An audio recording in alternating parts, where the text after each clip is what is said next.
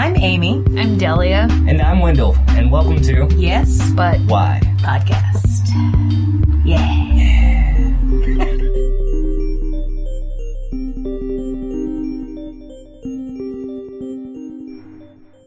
Hello, loyal listeners of the Yes But Why podcast. This is Amy Jordan, one of your lovely hosts. Today we have a very special episode for you. First, because tomorrow is my birthday, and I wanted to celebrate with you all by sharing something fun and creative that I do, because that's what I do. This is going to be a parody of the radio show Serial, and it originally aired in the Neighborhood Sketch Comedy Show in February of this year. We had a really fun time doing it, so I wanted to share it with you. Also, Serial is back in the news these days as Adnan has gotten himself a possible new trial. So hey, that's how we're going to celebrate Independence Day. It's possible he might get his independence. And it's my birthday tomorrow, so lots of celebrations all around. Enjoy the episode. There is no such thing as an accident. It is just fate renamed. Napoleon Bonaparte. What seems to us merest accident springs from the deepest source of destiny.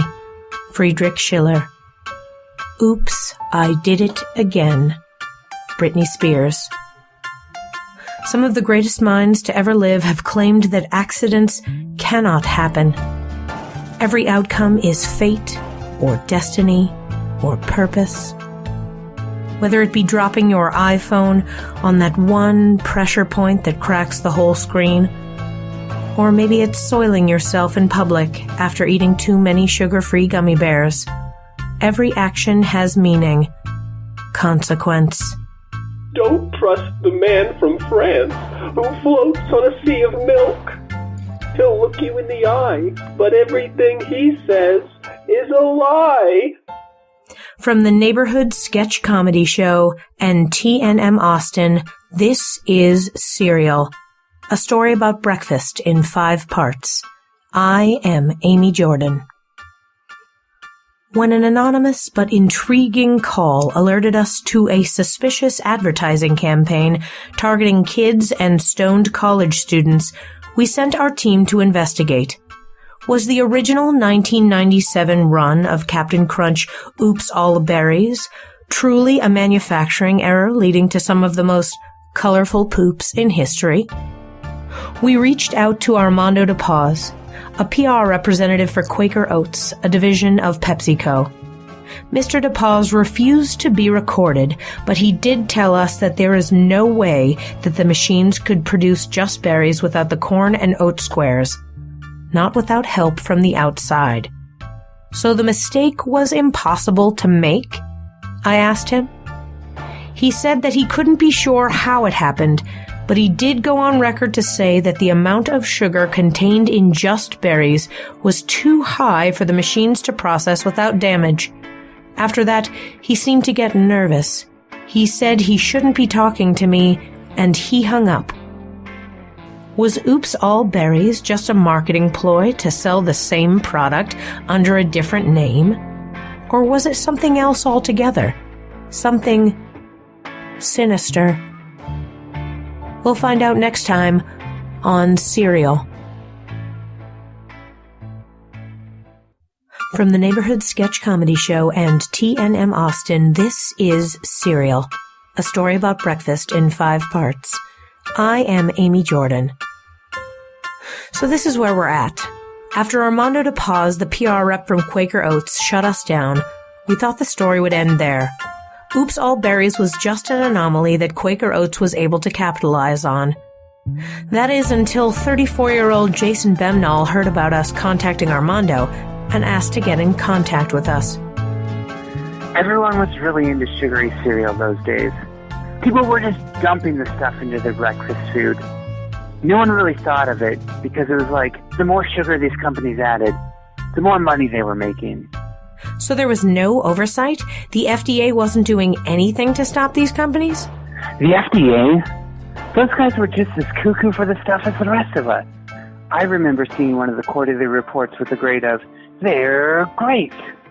Jason was able to give us a copy of the 1997 manufacturing order for the day that Oops All Berries was first created. Most of the order is illegible. There's not even a signature, just the initials TB. These initials come up a lot during our investigation. Who is this mysterious TB person? We'll find out next time on Serial. Mistakes happen.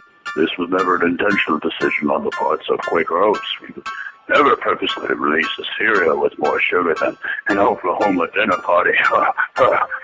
No further questions. From the Neighborhood Sketch Comedy Show and TNM Austin, this is Serial, a story about breakfast in 5 parts.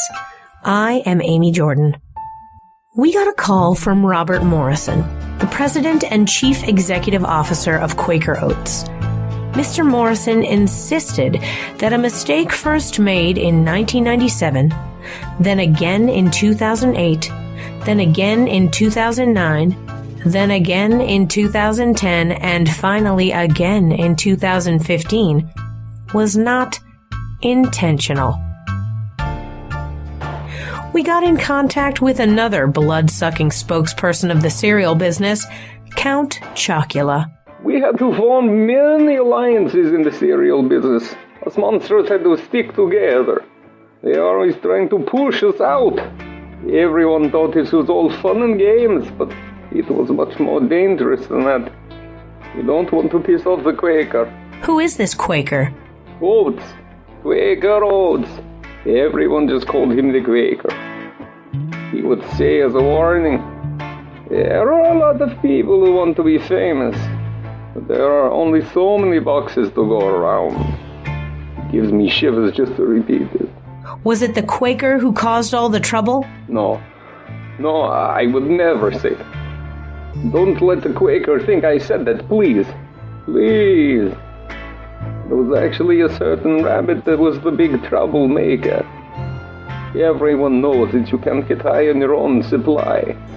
But the rabbit, he had a lot of trouble with that. Count Chocula's answers had helped, but there was still a lot of milk to spill. Who had caused the mysterious disappearance of the corn and oat squares? Why did the Quaker keep such a stranglehold on which mascots got boxes? And why wasn't there more help available for the mascots, considering the addictive quality of the products they were promoting? We'll find out next time on Serial. The intake receptionist Molly at the American Drug Rehab Center in Minneapolis, Minnesota, contacted us about a certain character that had previously checked in, but then left on his own accord. The center claimed he showed up under the cover of night, muttering, "They're for kids, over and over." The only paperwork was signed TB. From the Neighborhood Sketch Comedy Show and TNM Austin, this is Serial, a story about breakfast in 5 parts. I am Amy Jordan. When we called to follow up with Molly, she was too scared to help us. Molly, have you seen this patient before? I can neither confirm nor deny these allegations. Listen, Molly, I understand you're under a lot of pressure, and hey, you don't have to tell me the patient's name or anything, but was this person also at your rehab center in 1997, 2008, 2009, or 2010? I'm sorry. I can't. She was scared, but who was scaring her? Was it the Quaker? Or was it Captain Crunch? The mascot of the cereal in question had been ducking every call I'd made to his office. His secretary kept telling me he was out at sea. And I believed it until I got this voicemail. You've got to stop investigating this. It's dangerous.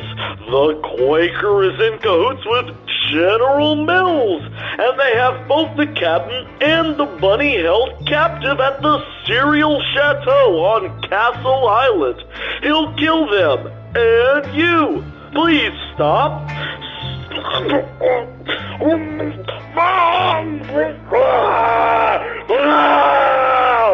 Save yourself.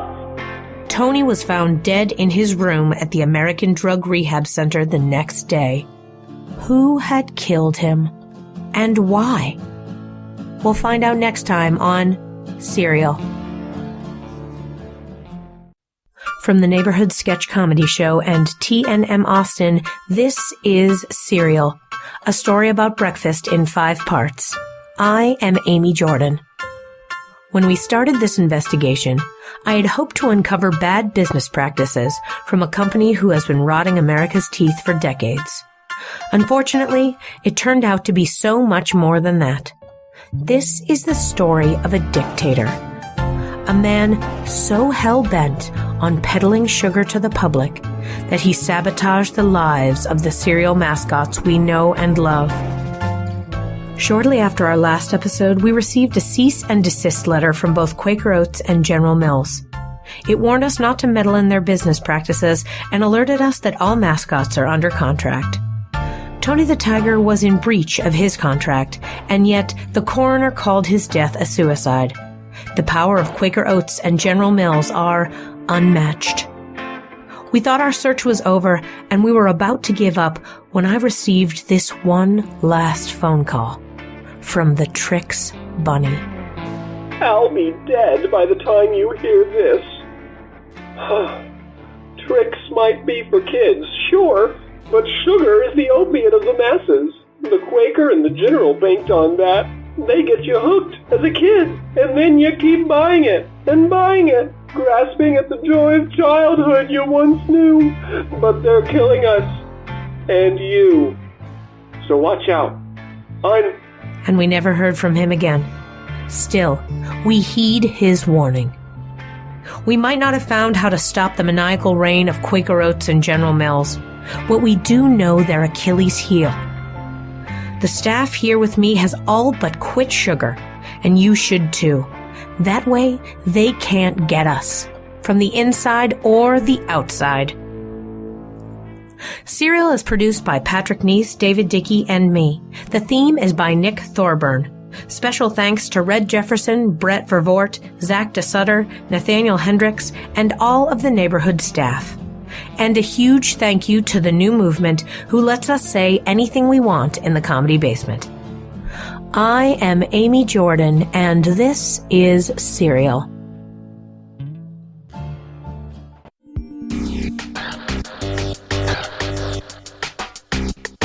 Thanks for listening to Yes But Why podcast.